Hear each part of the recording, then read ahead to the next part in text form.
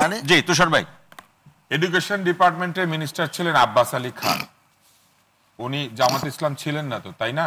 উনি জামাত ইসলামে একমাত্র আব্বাস আলী খান ছিলেন। হ্যাঁ, তারপরে ছিলেন রেভিনিউ ডিপার্টমেন্টে AKM Yusuf, Pakistan Democratic party, পরে জামাত ইসলামে যোগ দিয়েছেন আব্বাস আলী খান সাহেব। আব্বাস আলী খান তো বললেনই একবার। হ্যাঁ হ্যাঁ, আর একেএম ইউসুফ ছিল পাকিস্তান ডেমোক্রেটিক পার্টি, পরে জামাত ইসলামে আসছেন আপনি। ওখান থেকে পরে জামাত ইসলামে আসছেন। আর আমি যেটা দেখাচ্ছি আপনি পরে জামাত ইসলামে আসছিলেন উনি, তাই তো? হ্যাঁ, পরে জামাত ইসলামে আসছেন। ও, তাহলে পরে আসলে উনি জামাত হয় না? না না না, ওই সময় কে ছিল? আপনি ওই সময় লোককে ঢুকাই দিবেন। আমি এখন যদি বলি তুষার ভাই এখন আপনি বিএনপির পক্ষে কথা বলতেছেন, আওয়ামী লীগের সময় আপনি আওয়ামী লীগ ছিলেন। না না, আওয়ামী লীগ ছিলেন, তাহলে কি জিনিসটা কি রকম হবে? না, আওয়ামী লীগের সময় আমি আওয়ামী লীগ ছিলাম না, এখন আমি বিএনপি।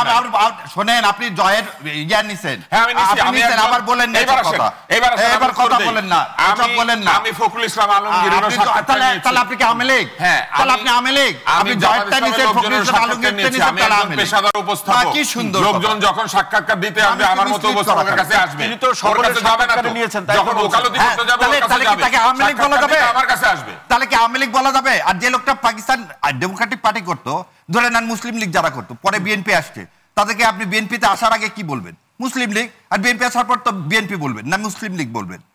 আমি সে কথাটাই বলছি, উনি যখন জয়েন নিছেন তখন তো তাকে আওয়ামী লীগ বলবো না। শাহের ভাই, আপনার প্রশ্ন নিশ্চয়ই তুষার ভাই বুঝতে পেরেছেন। তুষার ভাই শুনতে চাই যে তুষার ভাই কেন ইন্টারভিউ নিয়েছেন, সেটার প্রশ্ন ছিল। হ্যাঁ, আমি কেন ইন্টারভিউ নিয়েছি এটা আমার ব্যক্তিগত প্রশ্ন। তিনি জানতে এগুলো হচ্ছে না না, উনি এটা প্রথম জিনিস বোঝার চেষ্টা করেন। যখন তর্কে পাত্তা থাকে না তখন এগুলা জিজ্ঞেস করে। আপনি অমুক জায়গায় বাথরুমে গেছিলেন কেন? আপনার কি ডায়াবেটিস আছে? উত্তরটা এটা হবে আর কি। না না ভাই, আপনি কি এর মধ্যে দিলেন? আমি উত্তর দেই, আমি উত্তর দেই, আপনি মাঝখানে ঢুকেন না। আমি বাংলাদেশ টেলিভিশনে যাই যখন ওর জন্ম হয়নি, এবং আমি টেলিভিশনে শুধু উপস্থাপনা করি না, আমি বিতর্ক করেছি। বাংলাদেশে যদি ৫-১০টা উপস্থাপকের নাম বলা হয়, কেউ পক্ষপাত না করলে আমার নাম বলতে হবে। তাও ভাগ্য ভালো হাঁটুর বয়স বললেন না।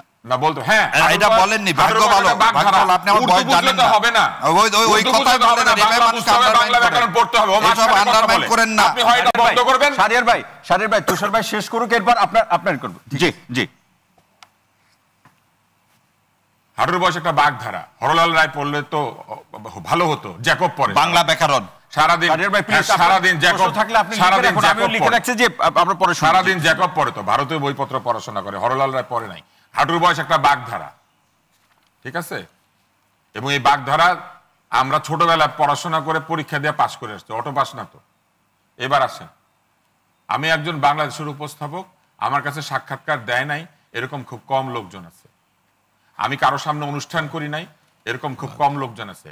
কারো সাক্ষাৎকার নিলে সে তার দলে চলে যায় না, ইন্টারভিউ করে ল্যারি কিং, এই জন্য সে রিপাবলিকান হয়ে যায় কিংবা অন্য কোনো পার্টিতে চলে যায়। ক্রিস্টিনা আমানপুর ইন্টারভিউ করে, তারা কেউ বলে উনি রিপাবলিকান না ডেমোক্র্যাট?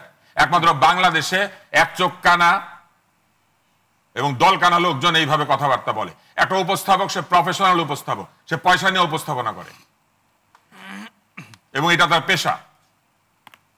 এবং বাংলাদেশের সবচেয়ে হাইয়েস্ট পেইড উপস্থাপক যারা, তাদের মধ্যে আমি একজন।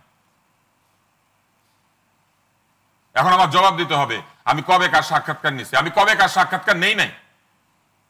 2018 ইলেকশনে ফখরুল ইসলাম আলমগীর সাহেব শুধু আমাকে সাক্ষাৎকার দিচ্ছেন, আর কাউকে দেন নাই, কোনো সাংবাদিককেও ঢুকতে দেন নাই। এজন্য আমি বিএনপি হয়ে গেছি। একমাত্র আমি দুইটা বড় দলের জেনারেল সেক্রেটারিকে সাক্ষাৎকার নিয়েছি, এই জন্য আমি আওয়ামী লীগের বিএনপি হয়ে গেছি। এটা আমার কাজ। আজকে যদি কেউ আওয়ামী লীগের মালিকানা আছে, এরকম কোন টিভি চ্যানেলে চাকরি করে, তাহলে সে আওয়ামী লীগের হয়ে যাবে? এসআলমের ফ্যাক্টরিতে যারা চাকরি করেছে তারা সবাই চোর। এই ট্যাগিং এর রাজনীতি, লোকজনের পিছনে একটা, ওই যে ছোটবেলা আমরা দেখতাম যে একটা ছাত্রছাত্রী হেঁটে দেয়, পিছিয়ে একটা কাগজ লাগায় দেয়। এই ট্যাগিং এর রাজনীতি হচ্ছে সবচেয়ে দুর্বল লোকেরা করে। রাজনীতি হবে আদর্শের, তর্কের, নৈতিকতা, রাজনীতি হবে যুক্তির। সেই সব রাজনীতি বাদ দিয়া যখন কথাবার্তায় দুর্বলতা দেখা দেয়, তখন বলতে থাকে আপনি তো অমুক, আপনি তো তমুক, আপনি তো জাহিদ গতদিন মান্নার দলে ছিলেন, আপনি তো বিএনপি হয়ে যাচ্ছেন। কি কারণে আমি বিএনপি হইতে যাবো, আর কি কারণে আমি আওয়ামী লীগ হইতে যাব? আমি একমাত্র উপস্থাপক যাকে আওয়ামী লীগও ব্যান করেছিল, বিএনপিও ব্যান করেছিল, এবং দুইটা দলই আমাকে টেলিভিশনে ঢুকতে দিত না কিছুদিনের জন্য। কি কারণে? এই কারণে যে এক দল সবসময় তার বিপক্ষে গেলে মনে করে সে আরেক দল, এবং এইভাবে বাংলাদেশটাকে ধ্বংস করা হয়েছে। এইভাবে সব জায়গাতে মেধাকে ঠেলে দিয়ে বলা হয়েছে তুমি আমার দল হইলে তুমি মেধাবী, আর তুমি আমার দল না হইলে তুমি অন্য কিছু। সামনে কি সেই ট্যাগিং বাড়বে না কমবে? সামনে সেই ট্যাগিং বাড়বে। কারা বাড়াবে? তারা যদি ক্ষমতায় যায়, যারা ট্যাগিং এর রাজনীতি করে, আর যারা করে না তারা ক্ষমতায় গেলে এটা বাড়বে না। জি, অসংখ্য ধন্যবাদ। অদ্ভুত ভাই, শুনছিলাম যে বিকল্প শক্তির কথা বলছিলেন আতাউর রহমান ভাই, তার সূত্র ধরে আরেকটা লাইন যোগ করি, যে উকিল চোরের পক্ষে না সেই উকিল চোর। ভাই আমাদের কি উত্তর দিতে জি, জি, এক মিনিট আমি অদ্ভুত ভাই দিয়ে দিন অদ্ভুত ভাই শেষ করার পর ফিরবো। অদ্ভুত ভাই, জি, বাংলাদেশের সবচেয়ে বড় দুর্নীতিবাজ, আমি কলা খাই, সবচেয়ে দামি লয়ারকে ইয়ে করে, নিযুক্ত করে, কারণ সে পয়সা দিতে পারে। জি, সেই কারণে কি লয়ার আপনার কাছে